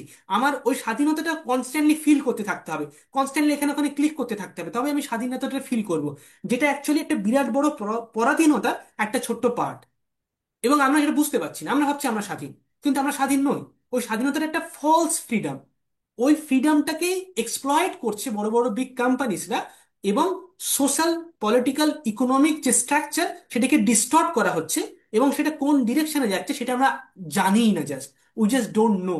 এবং যতক্ষণ না সমাজে হুম, একদম লোয়ার ক্লাস থেকে আপার ক্লাস সবাই যেটা জানবে, যেমন আজকের দিনে পারমাণবিক বোমা পৃথিবীতে কোনো কান্ট্রির উপরে ফেলবে, ফেললে যে কি ক্ষতি হতে পারে অ্যাটমিক বোম বা পারমাণবিক বোমা পড়া, নিউক্লিয়ার ওয়েপন ইউজ করার ফলে, সেটা অলমোস্ট সবাই জানি আমরা, অলমোস্ট। এবং এটা দুটো দেশের মধ্যে যুদ্ধ হলেও এবং দুটো দেশের মধ্যে যখন যুদ্ধ হলে সেখানে অ্যাটম বোম বা পারমাণবিক বোম, নিউক্লিয়ার ওয়েপন ইউজ করার যে চান্স বা সম্ভাবনা, সেটা হচ্ছে less than 1%, অলমোস্ট। মানে এই মুহূর্তে দুটো দেশ, যেমন ইউক্রেনের সঙ্গে রাশিয়ার যুদ্ধ হচ্ছে, তারপর আরো ওখানে গাজাতে কিছু প্রবলেম চলছে, সেখানে যে পারমাণবিক বোমা যে ইউজ করার চান্স 1%-এরও কম। কারণ আমরা সবাই সেই বিষয়টা সম্পর্কে সচেতন, অ্যাওয়ার, এবং একটা পলিটিক্যাল কালচারাল প্রেশার আছে এই পুরো জিনিসটার উপরে। কিন্তু হুম, এই যে আর্টিফিশিয়াল ইন্টেলিজেন্স সেটা আসার পরে যে কি রকম প্রবলেম হতে পারে সেটা সম্পর্কে আমরা সাধারণ মানুষরা কেউ জানি না। ঠিক আছে, শুধুমাত্র কিছু গুটুকোতে যারা এক্সপার্ট হোল ওয়ার্ল্ডে, তারাই শুধুমাত্র এটা জানে। পুরো সমাজের বা পুরো ওয়ার্ল্ডের কোনায় কোনায় সব মানুষের কাছে সেই সম্পর্কে সচেতনতাটা এখনো পৌঁছায়নি। যার ফলে নিজেকে তো নিয়ন্ত্রণ করা, তার সঙ্গে সঙ্গে এই বিষয়গুলো সম্পর্কে মানে একটা কালচারাল পলিটিক্যাল যে একটা প্রেশার বা একটা আন্ডারস্ট্যান্ডিং ডেভেলপ করা, সেটা এখনো হয়ে ওঠেনি। যদি সেটা না হয় এবং তার আগেই আর্টিফিশিয়াল ইন্টেলিজেন্সের অ্যাডভান্স ভার্সনগুলো চলে আসে, তাহলে সোসাইটিতে অনেক অনেক বেশি প্রবলেম হবে, যেগুলো মানে আমরা এখন হুম, ভাবতেও পারছি না, কল্পনাও করতে পারছি না। ওকে, আমি জাস্ট একটা এক্সাম্পল দিচ্ছি, মানে জার্মান আইডিয়ালিস্ট ফিলোসফার হেগেলের একটা কনসেপ্ট আছে, যে কনসেপ্টটাকে বলা হয় আনইনটেন্ডেড কনসিকুয়েন্স অথবা আনক্যালকুলেটেড কনসিকুয়েন্স। ধরা যাক কোন একটা সমাজে একজন সায়েন্টিস্ট সে পরীক্ষা নিরীক্ষা করছে একটা মেডিসিন বা একটা ওষুধ আবিষ্কার করার জন্য। এবার সেই সায়েন্টিস্ট তার মাথায় কি কাজ করছে, যে আমি যদি এই ওষুধটা আবিষ্কার করি এবং এটা যদি আমি অনেক মানুষকে দিই, তাহলে তার ফলে তাদের রোগটা সুস্থ হয়ে যাবে, তাদের সোসাইটিতে অনেক ভালো হবে। তাহলে আমি আমি যে কাজটা করছি বা যেটা তৈরি করার চেষ্টা করছি, তার উদ্দেশ্যটা কি অনেক মানুষকে ভালো করা, সুস্থ করা, ইত্যাদি ইত্যাদি। এবার সায়েন্টিস্ট হিসেবে তার মাথায় এর বাইরে আর কিছু আসবে না। কিন্তু সে জানবে না যে এই একই সমাজের মধ্যে শুধু সায়েন্টিস্ট নয়, বরং পলিটিক্যাল লিডাররাও এক্সিস্ট করে। এবং সে কি হতে পারে, যে সেই মেডিসিনটা হিটলার তার মতো কোনো একজন মানুষের হাতে পড়ে গেল, এবং সে সিদ্ধান্ত নেবে যে ওই মেডিসিনটাকে কিভাবে ব্যবহার করা হবে। দেখা গেল সে হয়তো ওই মেডিসিনটা রোগ সুস্থ করার জন্য ব্যবহার না করে ওটাকে অন্য রকম ভাবে কাজে লাগাচ্ছে, নতুন কোনো ড্রাগ তৈরি করার জন্য, বা হচ্ছে যারা মিলিটারিতে মানে মিলিটারি ফোর্সের মধ্যে তাদের মধ্যে অ্যাগ্রেশন বাড়ানোর জন্য, ইত্যাদি ইত্যাদি। যার ফলে সমাজে ভালো হওয়া নয়, বরঞ্চ আরো ক্ষতি হচ্ছে সেই একই আবিষ্কারকে কাজে লাগিয়ে। এটাকে বলা হচ্ছে কি হুম, হুম, আনইনটেন্ডেড কনসিকুয়েন্স। আমি কোন একটা কাজ করার আগে থেকে যেটা ভেবেছি, প্ল্যান করেছি, তার সেই কনসিকুয়েন্সটা ছাড়াও অন্য কোনো কনসিকুয়েন্স হতে পারে, যেটা আমি আগে থেকে কখনোই জানতে পারবো না, বুঝতে পারবো না, যেটাকে কখনোই আগে থেকে ক্যালকুলেট করা পসিবল না। ঠিক সেরকমই আর্টিফিশিয়াল ইন্টেলিজেন্স আমরা তৈরি করছি কেন? অনেক রোগ সুস্থ করার জন্য, অনেক কিছু অটোমেট করার জন্য, অনেক সমাজে উপকার করার জন্য, ভালো করার জন্য, যেগুলো যারা টেকনোলজিক্যাল রেভলিউশনের যারা মানে ফ্রন্ট লাইনে যারা আছে, এলন মাস্ক, জেফ বেজোস, বা হচ্ছে ফর এক্সাম্পল বিল গেটস, এরা সবাই এই জিনিসে বিশ্বাস করে যে আমরা মানে আর্টিফিশিয়াল ইন্টেলিজেন্স তৈরি করতে পারলে যার ফলে এই এই ভালোগুলো হবে। কিন্তু সেটা ছাড়া কিছু আনইনটেন্ডেড, কিছু আনক্যালকুলেটেড কনসিকুয়েন্স আছে, যেটা আমরা আগে থেকে তৈরি মানে হয়ে সেই কনসিকুয়েন্সটা যতক্ষণ না ঘটছে, তার আগে থেকে আমরা সেটা বুঝতে পারবো না। আনক্যালকুলেটেড পিওরলি, সেই কনসিকুয়েন্স গুলো কি হবে সেটা আমরা জানি না। এবং আর্টিফিশিয়াল ইন্টেলিজেন্স অনেক বেশি পাওয়ারফুল, যার ফলে সেই কনসিকুয়েন্স গুলো political, social, cultural, economic consequence গুলো খুবই ডেঞ্জারাস আর খুবই মানে ডিস্টোপিয়ান একটা কনসিকুয়েন্স হতে পারে, যেটা সম্পর্কে আমরা এখনো পর্যন্ত কল্পনা করতে পারছি না। শুধু তাই নয়, মানে আমরা শুধু মানে নিজেকে প্রিপেয়ার করতে পারছি না বা তৈরি করতে পারছি না, ল ল অ্যান্ড অর্ডার বা হচ্ছে লিগাল যে সমস্ত বিভিন্ন প্রসিডিওর থাকে, সেই সমস্ত জিনিসগুলো শুধুমাত্র নয়, বরঞ্চ আমরা জানি না সেগুলো কি হবে, সেই প্রবলেমস গুলো কি জানি না, তার সমাধান দেওয়া তো দূরের কথা। এটা হচ্ছে সব থেকে ফান্ডামেন্টাল প্রবলেম। আমরা জানি না যে যে হুম। সেই জিনিসটা যেটা আমরা অ্যাকচুয়ালি জানি না। এটা, এই যে ইগনোরেন্সটা, সেটার জন্য মানে হতে পারে we may end up just destroying ourselves. আমরা জাস্ট আমাদের সবাইকে ধ্বংস করে দিতে পারি, এরকম ঘটনা ঘটতেই পারে। কে জানে যে কি হবে অ্যাকচুয়ালি। এবং আর্টিফিশিয়াল আর্টিফিশিয়াল ইন্টেলিজেন্সের হাত ধরে তোমার ওই নানা ধরনের ক্রাইমেরও জন্ম হবে। ইয়েস। একটা বই আছে তোমার, ফিউচার ফিউচার ক্রাইম নামে আর কি। না, বইটা মনে হয় 500-600 পেজের বই হবে। তো ওই বইতেও দেখা যায় যে আসলে ভবিষ্যতের ক্রাইম গুলো কেমন হবে, মানে ক্রাইমের ভিতরেও তখন নতুন নতুন ধরনের বিষয়গুলো তৈরি হবে। তো এটা অনেক বছর আগের বই। হ্যাঁ, মানে বইটা খুব ইন্টারেস্টিং। তা আমার কাছে মনে হয় যে এই যে এখন অনেকে বলতেছে যে হ্যাঁ, আমরা আর্টিফিশিয়াল ইন্টেলিজেন্স দিয়ে একদম অ্যাবান্ডেন্স ক্রিয়েট করে ফেলবো, সবকিছু অটোমেটেড করে দিয়ে আমরা একদম মানুষ ইউনিভার্সাল বেসিক ইনকাম দিয়ে হুম। তারপর আমরা মানুষরা আমাদের মতো করে একদম ক্রিয়েটিভ লাইফ লিড করবো। এখন আমার কথা হলো যে তুমি যেটা বললা যে আনক্যালকুলেটেড যে বিষয়টা, হুম। তা আসলে সব আর যদি অ্যাবান্ডেন্স হয়ে যায় সবকিছু, তাহলে আসলে কি সব মানুষ ক্রিয়েটিভ ওই কাজটাতে যাবে, নাকি অনেকে আসলে ওই অ্যাবান্ডেন্স পেয়ে আহ মানে বিভিন্ন ধরনের ভোগ বিলাসিতা বা যতটুকু ইউনিভার্সাল ইনকাম তাদেরকে দেওয়া হইলো ওইটাতে তারা ওটা মানে খরচ করে উড়িয়ে ফেলবে। হ্যাঁ, কারণ সে তো ওটা মানে পরিশ্রম করে কামাই রোজগার করে তো আসলে সে ওটা লাভ করে না, সে ওটা একদম বাই বন ওটা পাচ্ছে। তা এখন তার কাছে মনে হতেই পারে যে আচ্ছা, আমি তো বেসিক ভাবে এটাই পাই আর আমার কিছু কাজ করারও নাই। হ্যাঁ, তাহলে আমি আসলে অর্থপূর্ণ কাজ কেনই বা করবো? আমি আর চেয়ে বলো আমি শুয়ে বসে অলস ভাবে আর যেটা করা দরকার ওটাই করি। এমনও হতে পারে যে ওই ওই সময় দেখা যেতে পারে মানুষের রেপের পরিমাণ বেড়ে যেতে পারে, মানুষের ভিতরে এক্সিস্টেন্সিয়াল ক্রাইসিস তৈরি হতে পারে, ওখান থেকে বোর্ডম চলে আসতে পারে। এটার কারণে দেখা যেতে পারে যে তখন অন্য ধরনের সাইকোপ্যাথি গ্রো করতে পারে। হ্যাঁ, উন্নত বিশ্বে দেখা যায় যে অন্যান্য অপরাধের পরিমাণ কম হলেও ওখানে সাইকোপ্যাথির পরিমাণটা আসলে একটু বেশি। আমাদের এইসব জায়গায় আমরা অনেক ধরনের অপরাধ দেখি, কিন্তু সাইকোপ্যাথি মানে একদম আছে না যে আমেরিকান সাইকো টাইপের যে একটা বিষয় আছে, ওটা কিন্তু আমরা এইসব জায়গায় দেখি না। ভারত বা বাংলাদেশে কিন্তু এরকম দেখা যায় না। হ্যাঁ, ওটা বাইরের কান্ট্রিতে আমরা দেখি। হ্যাঁ, ইউরোপ আমেরিকা ওইগুলোতে দেখা যায়। হ্যাঁ, যদিও আমাদের এখানে এখনো অনেকে সাইকোলজিক্যাল ইস্যু আছে, আমরা অ্যাড্রেস করি না, বাট এরকম কিন্তু জিনিসটা তৈরি হয়। তা আমার কথা হচ্ছে যে ইউনিভার্সাল বেসিক ইনকাম যদি ধরে দেওয়া হয়, মানে যারা এটা প্রমিস করতেছে আমাদের যে আচ্ছা ইউনিভার্সাল বেসিক ইনকাম দিয়ে দিলাম, সবাই একটা ইনকাম পাবে, তো এখন ওই টাকাগুলো দিয়ে তারা আসলে কি করবে? হ্যাঁ, তো এই এই ব্যাপারটাও কিন্তু এখানে চলে আসে।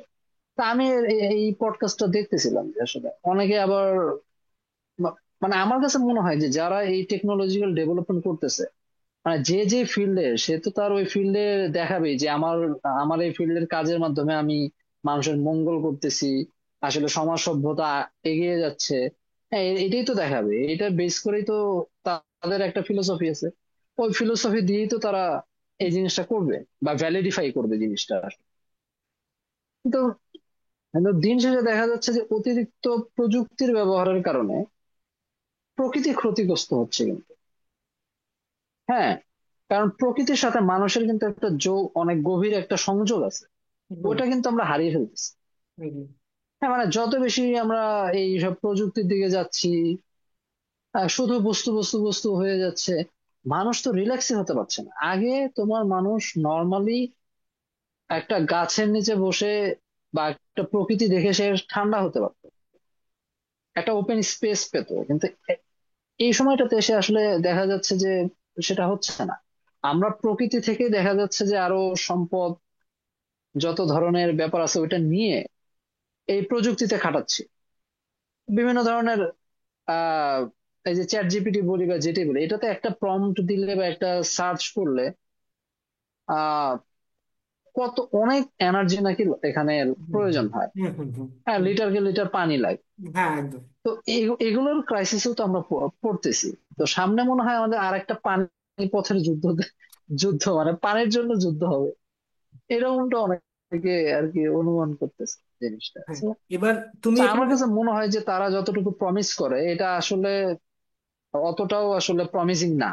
আসলে কিছু খামতি তাদের ব্যাপারে রয়েই যাচ্ছে আসলে। যে আহ, প্রযুক্তি দিয়ে আসলে খুব ভালো কিছু হয়ে যাবে সব সময়, আসলে ব্যাপারটা কি অতটাও রাইট? এখানে আমার আমরা কাছে মাঝে এখানে মাঝে দুটো দুটো ওরকমটা মনে দুটো হয়। জিনিস আমি পয়েন্ট আউট করতে চাই। একটা, যেটা তুমি একটু আগে বললে যে উম, মানে দ্য ফিউচার অফ ক্রাইম, মানে ক্রাইম জিনিসটার ভবিষ্যতে পাল্টে যাবে, অন্যরকম নতুন ধরনের ক্রাইম আসবে টেকনোলজির ফলে।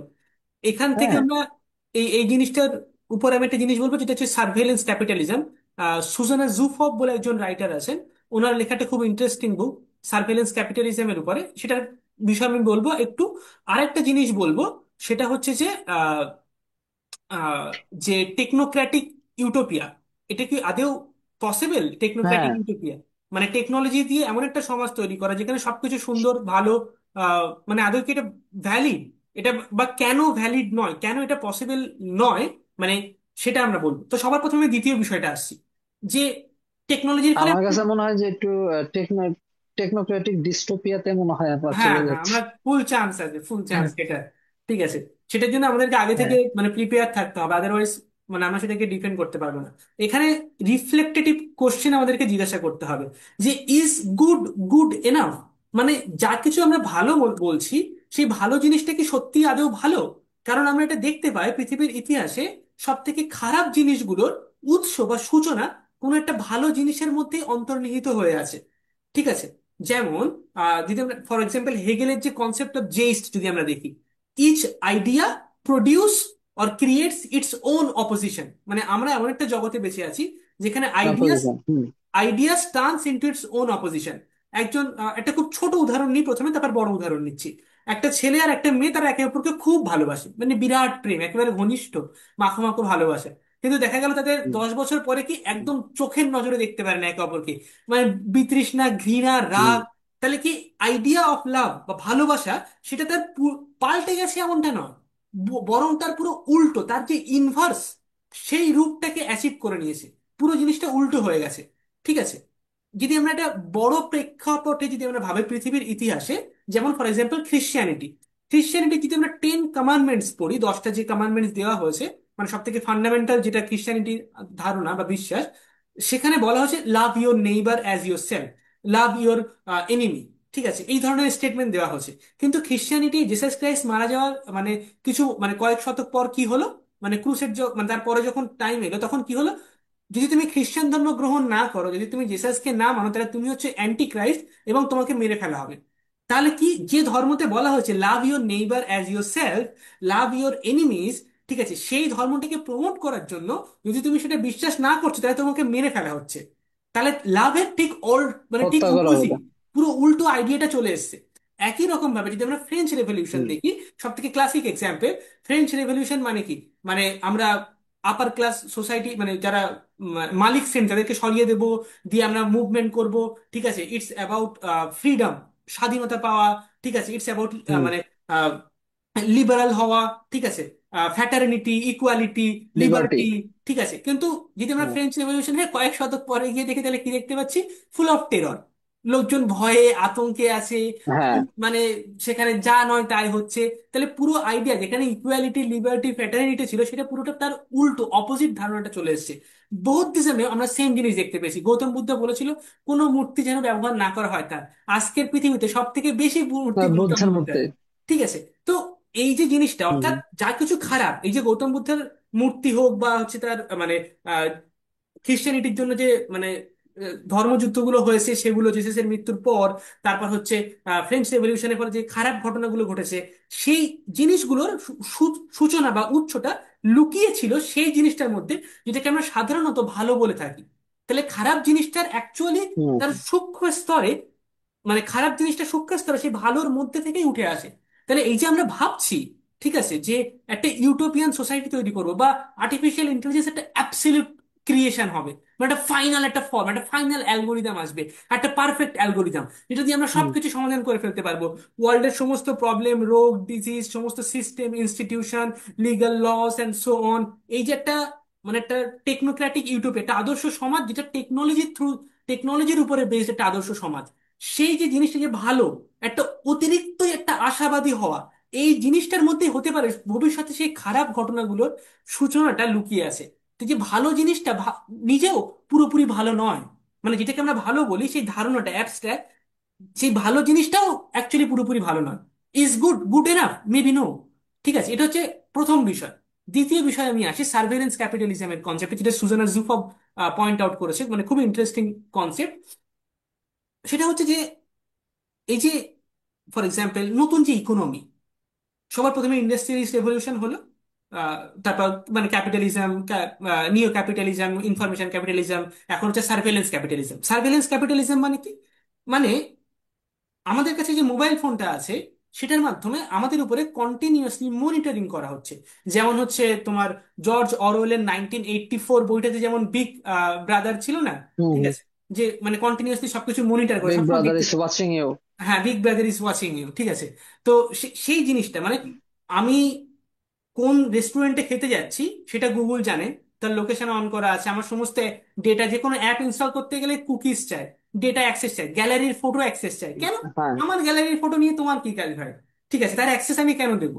আমার পার্সোনাল ইনফরমেশন, আমি কি ছবি তুলছি, আমি কোথায় খেতে যাচ্ছি, আমার কত সালে জন্ম হয়েছে, বা হচ্ছে আমি কোন জামা প্যান্ট শপিং করছি, আমি অ্যামাজন থেকে বই কিনি, তো যে বইটা হয়তো আমি 2 বছর পরে কিনবো, অ্যামাজন জানে আমার বই কেনার প্যাটার্নটা কিরকম, আমাকে আগে থেকে সেই বইটা, যেটা আমি এখন কিনতে চাই না, আমাকে রেকমেন্ডেশনে দিয়ে দিয়ে দিচ্ছে অটোমেটিক্যালি। ঠিক আছে, আমি অ্যামাজন থেকে আর কিছুই কিনি না। তো অ্যামাজন আমাকে সিডিউস করছে, যেটা আমি 6 মাস পরে কিনতাম সেটা এখনই কেনা, সেই টাকাটা হয়তো আমি এখন অন্য কোথাও খরচ করতাম। তাহলে এই যে কন্টিনিউয়াসলি আমার সম্পর্কে তথ্য জোগাড় করা হচ্ছে ইন্টারনেটে, আমার একটা প্রোফাইল তৈরি করা হচ্ছে, আমি কি খাচ্ছি, কোথায় যাচ্ছি, কি দেখছি, কোথায় ক্লিক করছি, স্ক্রোল করার সময় কতক্ষণ আমি সেখানে দাঁড়াচ্ছি, তারপর আবার স্ক্রোল করে কতটা নিচে যাচ্ছি, তারপর আবার কতক্ষণ দাঁড়াচ্ছি, একটা ভিডিও কতক্ষণ দেখছি, একটা কোনো পেজে ক্লিক করলে কতক্ষণ দেখছি, প্রত্যেকটা তথ্য, প্রত্যেকটা জিনিস ডিটেলসে আসে। এবং এই যে আমি ফেসবুক ইউজ করতে গেলে আমাকে ফেসবুককে কোনো টাকা দিতে হচ্ছে না, ইউটিউব ইউজ করতে গেলে ইউটিউবকে কোনো টাকা দিতে হচ্ছে না, ইনস্টাগ্রাম ইউজ করতে গেলে কোনো টাকা দিতে হচ্ছে না, কিন্তু আমি ফ্রি অফ কস্ট যে ইউজ করতে পারছি, তার পরিবর্তে তারা কি নিচ্ছে আমার থেকে? আমার তথ্যগুলো, এই সমস্ত ইনফরমেশনগুলো, সেই ইনফরমেশনটা একটা প্রোফাইলের মতো, সেই যে তথ্যগুলো, সেটা আমার অজান্তেই অন্য কোনো একটা কোম্পানির কাছে বিক্রি করে দেওয়া হচ্ছে। একটা কোনো কসমেটিক কোম্পানি, কোনো বইয়ের কোম্পানি, কোনো জুতোর কোম্পানি, এবং তারা তাদের প্রোডাক্টটাকে অ্যাডভার্টাইজমেন্ট দেখাচ্ছে সেই তথ্যের উপর নির্ভর করে, যাতে করে সেই একটা যেন আমার কাছে এসে পৌঁছায়। যার যেমন প্রোফাইল তৈরি হচ্ছে, যার যেমন তথ্য সে দিয়েছে, সে সেই অনুযায়ী তার কাছে মানে অ্যাডভার্টাইজমেন্ট আসছে। তাহলে আমার অজান্তেই আমার আমি একটা এখন প্রোডাক্ট হয়ে গেছি, মানে আমার চেতনাটা বা আমার অ্যাটেনশনটা একটা প্রোডাক্ট, যেটা বিক্রি করা হচ্ছে অন্য কোম্পানিসের কাছে, যাতে করে সে আমাকে অ্যাডভার্টাইজমেন্ট দেখাতে পারে। যেটা কে করছে? গুগল, ফেসবুক, ইনস্টাগ্রাম, মেটা, এভরিথিং, মানে সবাই, ইউটিউব। ঠিক আছে। এবং এই জিনিসটা কি করে বেসড, মানে কোথায় বেসড? কারণ এটা হচ্ছে সার্ভেলেন্সের উপরে বেসড। কন্টিনিউয়াসলি আমাকে মনিটর করা হচ্ছে, আমি কোথায় যাচ্ছি, কি খাচ্ছি, কোথায় ক্লিক করছি, কতক্ষণ দাঁড়াচ্ছি, কতক্ষণ ইন্টারনেটে ইউজ করছি, কখন মোবাইল ফোন অন করি, কখন অফ করি, কখন কোন অ্যাপে যাই, কখন কোন লোকেশন পাল্টাচ্ছি, কোন জিনিসটা সার্চ করছি, ইত্যাদি ইত্যাদি। সেটাকে কন্টিনিউয়াসলি মনিটরিং করা হচ্ছে, ওয়াচ করা হচ্ছে, সেই তথ্যটাকে স্টোর করে সেটাকে বিক্রি করা হচ্ছে। এটাকেই বলা হচ্ছে কি সার্ভেলেন্স ক্যাপিটালিজম। পুরো ক্যাপিটালিস্টিক সোসাইটি মানে পুঁজিবাদ সমাজটা, পুরো টাকা পয়সাটা, ইকোনমিক্সটা বেসড হয়ে যাচ্ছে এই সার্ভেলেন্স করার উপরে, একটা সিসিটিভি ক্যামেরার মতো। তো এবার সবার প্রথমে আমাদের উদ্দেশ্যটা এটা ছিল যে মোবাইল ফোনের যে সমস্ত জিনিসগুলো আছে সেগুলোকে অটোমেট করা। মানে যদি আমার আমার কোনো একটা জিনিস দরকার হয়, তাহলে আমি এখান থেকে অর্ডার করলাম, আমার বাড়িতে চলে আসবে, হোম ডেলিভারি। ঠিক আছে। তারপর আমার একটা গাড়ি করে আমি এক জায়গা থেকে এক জায়গায় যাবো, একটা অটোমেটেড কার হলে সুবিধা হবে। তাহলে মেশিনস গুলোকে অটোমেট করা, এটা হচ্ছে প্রধান উদ্দেশ্য। মোবাইল ফোন, ল্যাপটপ, কম্পিউটার, বিভিন্ন অ্যালগোরিদমস, অটোমোবাইল কার, ঠিক আছে, অ্যালেক্সা, সবকিছু অটোমেটিক্যালি সে নিজের কাজ নিজে করতে পারবে। এটা ছিল প্রাথমিক উদ্দেশ্য মেশিনস সম্পর্কে, অ্যালগোরিদম সম্পর্কে, টেকনোলজি সম্পর্কে, যাতে করে সেই টেকনোলজি যেন নিজেই নিজেকে পরিচালনা করতে পারে আমাদের সাহায্য ছাড়াই। এটা হচ্ছে প্রাথমিক উদ্দেশ্য ছিল। কিন্তু এখন উদ্দেশ্যটা পাল্টে গেছে। এখন কি হয়েছে? আগে কি হচ্ছিল? আমার থেকে তথ্য বা ডেটা নিয়ে স্টোর করা হচ্ছিল, তারপর সেই তথ্যটাকে বিক্রি করা হচ্ছিল অন্য কোম্পানির কাছে। কিন্তু এখন কি করা হচ্ছে? সেই তথ্যটা নেওয়া হচ্ছে, শুধু তাই নয়, অন্য কোম্পানির কাছে বিক্রি করা হচ্ছে, শুধু তাই নয়, বরং সেই কোম্পানিটার মাধ্যমে আমাদের মধ্যে নতুন একটা তথ্য বা নতুন একটা প্যাটার্ন আমার মাইন্ডের মধ্যে ইনস্টল করার চেষ্টা করা হচ্ছে। যে প্যাটার্নটা আগে আমি ফেসবুকে ক্লিক করলাম, তারপর ইউটিউবে গেলাম, আবার ফেসবুকে এলাম, তারপর তিনটে স্ক্রোল করলাম, তারপর একটা ভিডিও দেখলাম, আবার ফেসবুকে গেলাম, এটা একটা প্যাটার্নের মতো। যে প্যাটার্নটা স্টোর হয়ে থাকছিল, ওই প্যাটার্নটা বিক্রি করছিল অন্য কোম্পানির কাছে ফেসবুক তথ্য আকারে। এখন কি করা হচ্ছে, আমার মধ্যে আমার প্যাটার্নস গুলোকে ফেসবুক নিচ্ছে, শুধু তাই নয়, বরং নতুন প্যাটার্ন আমার মধ্যে ফেসবুক ইনস্টল করার চেষ্টা করছে, যেটা অ্যাকচুয়ালি কখনোই আমার প্যাটার্ন ছিলই না। আমাকে একটা অ্যাডভার্টাইজমেন্ট বার করে দেখানোর মাধ্যমে আমার যেটা কেনার ইচ্ছাই নয় সেটা আমাকে হুম দিয়ে হুম কেনাচ্ছে। তাহলে আমার মধ্যে একটা নতুন ডিজায়ার, যেটা বাইরে থেকে ফেসবুক আমার মধ্যে ইনস্টল করছে। তাহলে এখন বিষয়টা আর শুধুমাত্র ওই মেশিনটাকে অটোমেট করা নয়, বরঞ্চ আমার মধ্যে নতুন প্যাটার্ন ইনস্টল করার মাধ্যমে, মাল্টিপল এরকম প্যাটার্ন আমার মধ্যে দেওয়ার মাধ্যমে আমাকে অটোমেট করা, মেশিনের থ্রুতে, সে মেশিনটা যে মানুষ ব্যবহার করছে, যে রিসিভ করছে, তাকে অটোমেটিক্যালি পরিচালনা করা একটা রোবটের মতো। তার সে কি ডিসিশন নেবে, সে কোথায় যাবে, কি খাবে, কোন ড্রেসটা কিনবে, কোনটা পরবে, কাকে বিয়ে করবে, কোন ডেটিং অ্যাপে যাবে, কোন মেয়েটার সঙ্গে ডেট করবে, কোন ছেলেটার সঙ্গে ডেট করবে, এভরিথিং, সেই সেই ডিসিশন মেকিং গুলোকে অটোমেট করছে কি, ওই মেশিনটা। সেটাকে কন্ট্রোল করছে কি অন্য কেউ, অন্য একটা কোম্পানি, যারা অন্য কোথাও বসে আছে ওয়ার্ল্ডে। তো আমাদেরকে এখন অটোমেট করার চেষ্টা করা হচ্ছে, নাকি কোনো মেশিনসকে। এই যে automation, surveillance capitalism, this is the most dangerous stage of capitalism. Capitalism এবং ডেমোক্রেটিক সোসাইটি দুটো একসঙ্গে চলতে পারে না। দুটোর মধ্যে কোনো একটাকে আমরা রক্ষা করতে পারবো না। আইদার ডেমোক্রেসি সার্ভাইভ করবে, আর নাহলে ক্যাপিটালিজম সার্ভাইভ করবে। দুটোর মধ্যে যে কোনো একটা, দুটো একসঙ্গে, মানে দুটো একসঙ্গে চলেছে একদিন, কিন্তু এবার বিচ্ছিন্ন হয়ে যাবে, যে কোনো একটা বেঁচে থাকবে আর একটা মরে যাবে। যদি আমরা ক্যাপিটালিজমকে চয়েস করে ফেলি, তাহলে আমরা বিরাট বড় অন্ধকার আচ্ছন্ন একটা দিন ডেকে আনছি পৃথিবীর জন্য। যদি আমরা ডেমোক্রেটিক সোশ্যাল অর্ডারকে বেছে নিই, তাহলে হতে পারে আমরা ক্যাপিটালিজম থেকে হয়তো পুরোপুরি স্বাধীনতা পাবো না, কিন্তু সেটাকে রেগুলেশনের মধ্যে রাখতে পারবো, সেটাকে নিয়ন্ত্রণের মধ্যে রাখতে পারবো, সেটাকে এখনো পর্যন্ত মানে মানুষের সুবিধার জন্য রাখতে পারবো। পুরোপুরি অন্ধকারাচ্ছন্ন জায়গাতে হয়তো আমরা যাব না। তো সেই সিদ্ধান্তটা আমাদেরকে নিতে হবে, এবং তখনই নিতে পারবো যখন আমরা এগুলো সম্পর্কে জানবো, সচেতন হবো, ইত্যাদি ইত্যাদি। এটা ছিল আমার মানে সব থেকে ইম্পর্টেন্ট যেটা বলার বিষয়, যে সার্ভেলেন্স ক্যাপিটালিজম, সুজানা জুফ। এবং আগে আমি আরেকটা পয়েন্ট আউট করেছি, এটা হচ্ছে হুম ফ্রিডম নিয়ে, কনসেপ্ট অফ ফ্রিডম, যে আমাদের ফিলিংস হয় আমরা ফ্রি, কিন্তু আদতে আমরা ফ্রি নয়। এবং হচ্ছে আনইনটেন্ডেড কনসিকুয়েন্সের কথা বলেছি, এবং হচ্ছে আরেকটা লাস্ট পয়েন্ট বললাম, ideas turns into in its opposite, মানে গুড জিনিসটা একটা সোর্স অফ ব্যাড বা ইভেল, এরকম আকারে হিস্ট্রিতে বারবার হয়েছে এবং আবারও হতে পারে। Okay, that is the main thing to understand. Hmm. হ্যাঁ, এটা খুব সুন্দরভাবে তুলে ধরছে টোটাল বিষয়টা। হ্যাঁ, আর আমার কাছে মানে এই এই যে স্ট্রাকচারাল যে বিষয়টা, এই যে সার্ভেলেন্স ক্যাপিটালিজম বা যেটাই আছে, তো এইগুলোর ভিতর মূল কালপ্রিটটা কি জানো? মূল কালপ্রিটটা আমার কাছে মনে হয় যে মানুষের ভিতর যেই ছয়টা ওই যে কি বলে, একটু রিপু রিপু। ক্রিশ্চিয়ানিটির আশ্রয় অবলম্বন করে যদি দেখি, সেভেন ডেডলি সিনের ভিতরে দেখবো যে গ্রিড। হ্যাঁ, ওই গ্রিডটাই কিন্তু এখানে বেশি প্রাধান্য পাইতেছে। হ্যাঁ, মানে সবকিছু এইটার, এই যে মূল কম্পোনেন্ট এখন, এই যে ক্যাপিটালিজমের সিস্টেমটা, এটা তো আসলে শুধু একটা একক, মানে কোম্পানির একটা বড় রোল আছে অবশ্যই। হ্যাঁ, কিন্তু আমরাও আমরা যদি আমাদের দিকেও তাকাই, হ্যাঁ, সবাই কিন্তু একযোগে কিন্তু এটা প্লে আউট করতেছে। হ্যাঁ, তো আমাদেরও আর আর কি ওইভাবে সচেতন হতে হবে যে তারা আমাকে দিয়ে খাওয়াচ্ছে বা খাওয়ানোর চেষ্টা করতেছে, তো আমি কেন ওটাতে আর কি ফল ইন করতেছে। এখন এটা আসতে পারে যে হ্যাঁ, সবাই তো আর অতটা সচেতন হতে পারবে না। হ্যাঁ, তো এই সুযোগটাই তো তারা চায়, মানে তারা নিচ্ছে, কারণ তারা এটা জানে যে সবাই আসলে সচেতন না।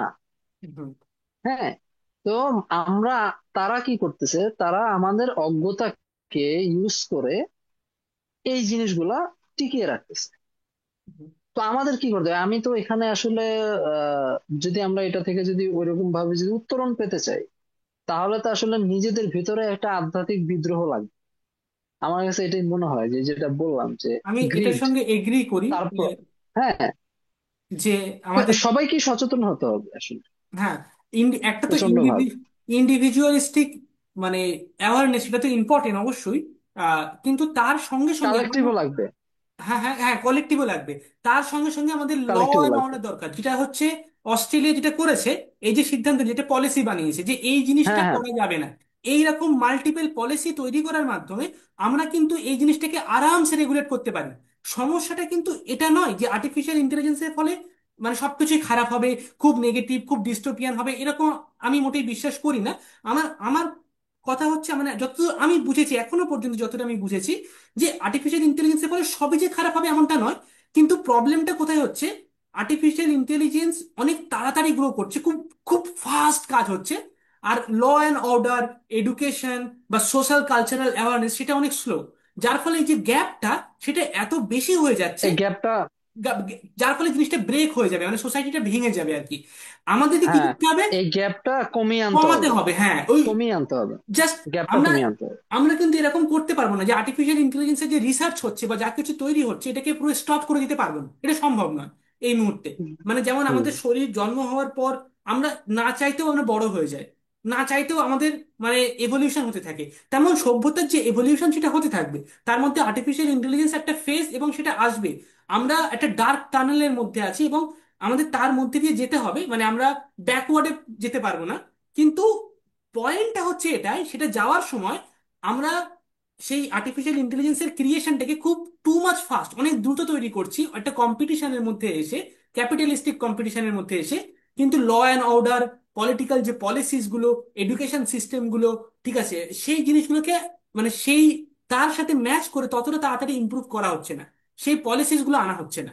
যেটা হচ্ছে প্রবলেম। যদি আমার ল অ্যান্ড অর্ডার ঠিক থাকে, যদি রেগুলেশন ঠিকঠাক থাকে, যদি সমস্ত পলিসিস গুলো ঠিকঠাকভাবে তৈরি করা হয়, তাহলে আর্টিফিশিয়াল ইন্টেলিজেন্সের যে নেগেটিভ এফেক্ট বা আনইনটেন্ডেড যে কনসিকুয়েন্স, সেগুলো হওয়ার সঙ্গে সঙ্গেই আমরা সেটাকে নিয়ন্ত্রণে রাখতে পারবো। সেগুলোকে আমরা কতগুলো পরিধি বা সীমানা বা গণ্ডি টেনে সেটাকে আমরা মানে কি বলবো একটা মানে একটা লিমিটের মধ্যে মানে সেটাকে বেঁধে রাখতে পারবো। হয়তো আমরা পুরোপুরি কভার আপ করতে পারবো না, কিন্তু বেঁধে রাখতে পারবো, সেটা সম্ভব আমার মনে হয়। কিন্তু সেই ল অ্যান্ড অর্ডারটা তৈরি করার জন্য আমাদের পলিটিক্যাল অ্যাওয়ারনেস দরকার। এবং অন্যদিকে যেটা তুমি বলেছো যে স্পিরিচুয়াল একটা আধ্যাত্মিক বিদ্রোহ দরকার, ইন্ডিভিজুয়াল হিসেবে আমাদের সেই জিনিসটাও দরকার। মানে নিজের চেতনা, নিজের কনসাসনেসটাকে মানে এই যে মানে কনস্ট্যান্টলি যে অ্যাটেনশনটা মুভ করতে থাকা, digital world, physical world, psychological world, বারবার করে মুভ করতে থাকা, সবসময় স্ক্রোল করতে থাকা, রাতের পর রাত, মানে মানে একা একা মোবাইল ফোনের মধ্যে পুরো দেখতে থাকা, ঠিক আছে, মানে ঘরের মধ্যে সবসময় বন্ধ হয়ে থাকা, বাইরে সোশ্যালাইজ না করা, না বেরোনো, ঠিক আছে, এই যে জিনিসটা সেখান থেকে বার হওয়া, এই যে এই জিনিসটা থেকে বেরিয়ে জিনিসটাকে ব্যালেন্স করতে পারা, জাস্ট আর্টিফিশিয়াল ইন্টেলিজেন্সকে নিজের ফেভারে ইউজ করতে পারা, নাকি নিজের এগেনস্টে ইউজ করা, সেই জিনিসটা আমাদের প্রয়োজন। হুম। হুম।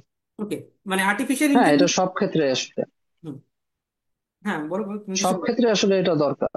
ইয়েস। সব ক্ষেত্রেই আমাদেরকে আসলে মানে সব জিনিসেরই তো আসলে দুইটা অপোজিট সাইড থাকবে।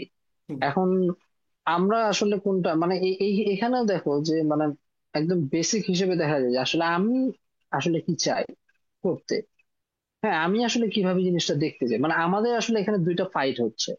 এখনো নিজেদের প্রবৃত্তি, যেটা খুব ন্যাচারালি আমাদের ভিতরে চলে আসে, ওইটা। আর একটা হলো নিজেকে গড়ে নেওয়ার যে একটা প্রচেষ্টা, নিজেকে নিজে গড়ে নিয়ে যেই ব্যাপারটা আমরা অর্জন করি, হ্যাঁ, ওইটার একটা প্রচেষ্টা। তো এই দুইটার সাথে আমাদের লড়াই হচ্ছে আর কি। প্রবৃত্তির বিষয়টা হচ্ছে যে এটা একদম বাই ডিফল্ট। হ্যাঁ, মানে কোনো কিছু হইলে না হলে আমরা ওটাই করবো বারবার, যেটাই হোক। হ্যাঁ, ওটা আমাদের বাই ডিফল্ট নেই। আর একটা হচ্ছে যেটা আমরা গড়ে নিই, তা আমাদের এই গড়ে নেওয়ার প্রয়াসের ভিতরে আসলে থাকতে হবে। হ্যাঁ, যেটা আসলে ওই এক্সিস্টেন্সিয়াল ফিলোসফাররা বলে যে নিজেকে আসলে গড়ে নিতে হবে। ছাত্রে বলছে যে নিজেকে গড়ে নিতে হবে, নিজের সত্তাটাকে আসলে, আমার অস্তিত্ব আছে কিন্তু আমার সত্তাটা আসলে গড়ে নিতে হবে, এটা ক্রমাগত প্রচেষ্টার মাধ্যমে। হ্যাঁ, তো এই ব্যাপারটা আসলে আমরা যদি ওটা না করি বা ওই প্রচেষ্টা যদি না করি, তাহলে আসলে আমরা ওইভাবে সচেতন হতে পারবো না। আমরা শুধু ওই যেটা হচ্ছে ওই আবেগে ভেসে যাব। হ্যাঁ, ওই প্রবৃত্তি বা আমাদের ভিতরে যে লোভ লালসা যেটা আছে, হ্যাঁ, ওইটাতে আমরা ভেসে যাবো। অনেকে তো আসলে নিজেকে অ্যাড্রেসও করে না যে আসলে আমাদের ভিতরে লোভ আছে। এটার জানতে পারাটা বা এটা সম্বন্ধে সচেতন হওয়াটাও তো আসলে বিশাল বড় কিছু। হ্যাঁ, কারণ ওটা জানার পরেই তো আমি আসলে অ্যাকশন গুলো নিতে পারবো যে আচ্ছা কিভাবে আমার ভিতরে লোভ আসলে পয়দা হয়, কিভাবে আমার ভিতরে আসলে এই জিনিসগুলো তৈরি হয়। এটা যখন জানবো, তখন দেখা যাবে যে আমি আসলে সচেতন হতে পারবো, সংযত হতে পারবো, এবং আমি আমার দ্বারা, এবং আমি আরেকজনকে সচেতনও করতে পারবো। এবং তখন দেখা যাবে যে আসলে কেউ আমাকে চাইলেও অতটা নিয়ন্ত্রণ করতে পারতেছে না। হ্যাঁ, আমাকে হয়তো বা দেখাবে যে আচ্ছা, আমাকে অনেক মানে ফেসবুকে বলো বা অনেক জায়গায় এরকম দেখানো হয় যে আচ্ছা, এটা কেনেন, এই প্রোডাক্ট কেনেন, এটা কেনেন, এটা সেটা কেনেন। আমি কিনি না, কারণ আমার প্রয়োজন হয় না। আমি জানি যে আচ্ছা ঠিক আছে, এটা আমার লাগবে না, আমাকে হাজার দেখাইলেও তো লাভ দেয়। তা আমাকে ম্যানিপুলেট করতে পারতেছে না ওইভাবে। কিন্তু যারা সচেতন না তারা কিন্তু আসলে ওটা ওই চক্করে পড়ে যায়। তো আমি মনে করি এই ক্ষেত্রে আসলে স্পিরিচুয়াল নলেজ, ফিলোসফিক্যাল নলেজ, এইসব বিষয়ে যেসব বইপত্র গুলো আছে এবং যারা এইসব নিয়ে আলোচনা করে বা বলে, এই শিক্ষাটা আসলে দরকার। আমি নিজেও তো এটা নিয়ে আসলে উপকৃত হয়েছি, তুমি হয়তো তুমিও উপকৃত হয়েছো এটার কারণে। তো এগুলো জানলে হয় কি যে আসলে একজন মানুষকে ম্যানিপুলেট করাটা আসলে টাফ হয়ে যায় এবং নিজের মতো করে আসলে জীবনটা কাটানো যায়। হ্যাঁ, মানে নিজের ওই স্বাধীনতাটা কিছুটা হইলেও আসলে রিগেইন করা যায়, আমার কাছে এটাই মনে হয়। তো এই মুহূর্তে দাঁড়ায় আসলে এই ব্যাপারগুলো নিয়ে আমাদের একটু আমরা যদি ভাবি, তাহলে হয়তো আমরা ফিউচারে এআই এর যেই সুফল দিকটা আছে, মানে সঠিক দিকটা আছে, ওইটা আমরা ব্যবহার করতে পারবো। আর বাদ বাকি যে ডার্কার দিক আছে ওইটা হয়তো বা আমরা কিছুটা হলেও, পুরোপুরি তো দূর করতে পারবো না, হয়তো বা আমরা মিনিমাইজ করতে পারবো, রেগুলেট করতে পারবো।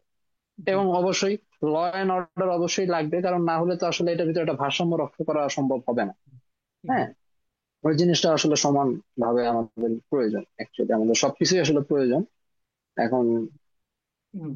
তো সব জায়গা থেকে আমাদের আসলে আগে যেতে হবে। ইমপ্রুভ করতে হবে, একদম ঠিক। তো আমরা হ্যাঁ, ইমপ্রুভ করতে হবে, ইমপ্রুভ, সচেতন হইতে হবে ইন টোটাল। হুম।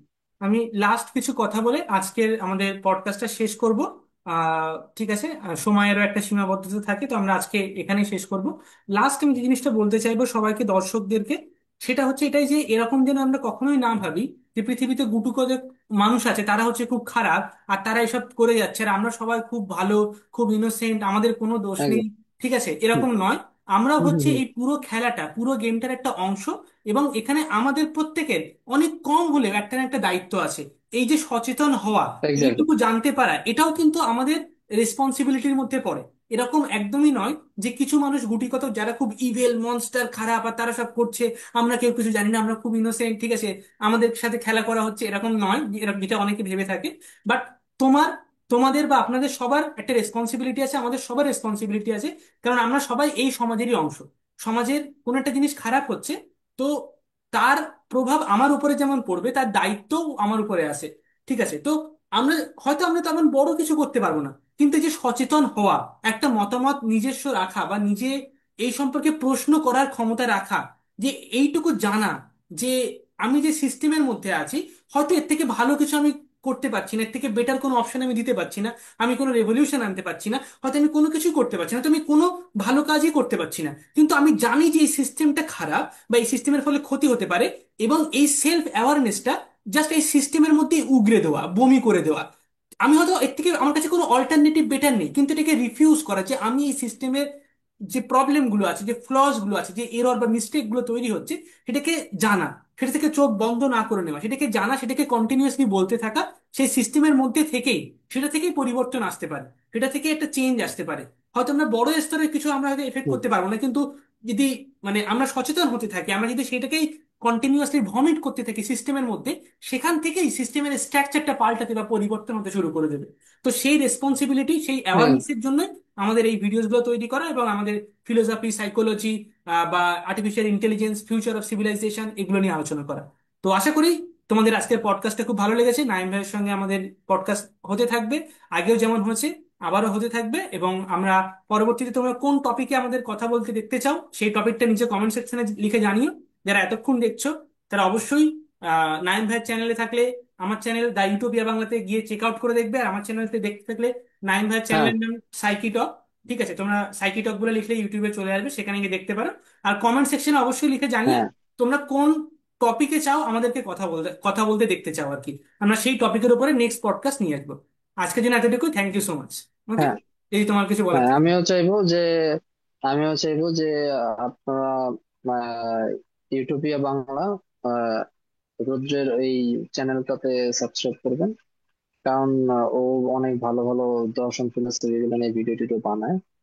তা আমি মনে করি যে যারাই বানাক, মানে আমরা দুজন, কেবল দুজন কেন, যারাই এইসব বিষয় নিয়ে কথা বলে আপনারা তাদেরকে যদি সাপোর্ট করেন, তাহলে আসলে এই এই ব্যাপারে আসলে সামাজিক ভাবে একটা অ্যাওয়ারনেস তৈরি হবে। আর যেটা আমাদেরকে উদ্দেশ্য, যে নিজেদেরকে, মানে নিজেদেরকে শুধু অ্যাওয়ার করলে তো চলবে না, আমাদের সবাইকেই ধীরে ধীরে একটা সচেতন হতে হবে। তাহলে একটা সুস্থ পরিবেশ আসলে তৈরি হওয়া সম্ভব হবে। তো সবাইকে এইসব বিষয়গুলোতে আপনারা আগ্রহী হন, সাপোর্ট করুন এবং নিজেরাও চর্চা করুন। আসলে সাপোর্ট করা মানে যে আসলে যাকে সাপোর্ট করা হলো তার উপকার না, আসলে নিজের উপকার হয়। হ্যাঁ, ওই ব্যাপারগুলো পাওয়া যায়, জানা যায়। দিন শেষে এটা আসলে সবারই মঙ্গল হয়। তো এটাই আমার কামনা থাকে। ওকে, থ্যাংক ইউ সো মাচ এতক্ষণ দেখার জন্য। আজকের দিন এতটুকু, পরের ভিডিওতে আবার দেখা হবে।